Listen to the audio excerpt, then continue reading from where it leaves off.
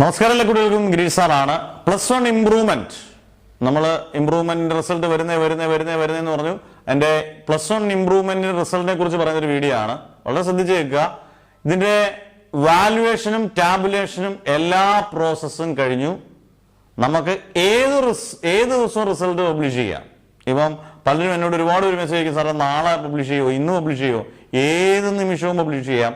എന്തായാലും മാക്സിമം ഇന്ന് മുതൽ മാക്സിമം 1-2 ദിവസത്തിനുള്ളിൽ +1 ഇംപ്രൂവ്മെന്റ് റിസൾട്ട് പബ്ലിഷ് ചെയ്യുക എന്നുള്ളത് ഏകദേശം ഉറപ്പായി കഴിഞ്ഞു. ഇതിനുശേഷം വരുന്ന റിസൾട്ട് പിന്നീട് മെയിൽ ആദ്യം SSLC റിസൾട്ടാണ്, അതിനുശേഷം +2ന്റെ റിസൾട്ടാണ്, അതിനുശേഷമാണ് +1കാരുടെ റിസൾട്ട് വരുന്നത്. ഈ ഒരു ഓർഡർ ആയിരിക്കും. എന്തായാലും ആദ്യമായിട്ടാണ് +1 റിസൾട്ട് SSLCക്ക് മുമ്പേ +1ന്റെ ഇംപ്രൂവ്മെന്റ് റിസൾട്ട് വരുന്നു. അന്നേരം നല്ല മാർക്ക് കിട്ടട്ടെ, പ്രാർത്ഥിച്ചുകൊണ്ടിരിക്കുക. നന്നായിട്ട് എഴുതിയ കുട്ടികളൊക്കെ നല്ല മാർക്കോടുകൂടി ജയിക്കട്ടെ എന്ന് പ്രാർത്ഥിക്കുന്നു. Never ever give up.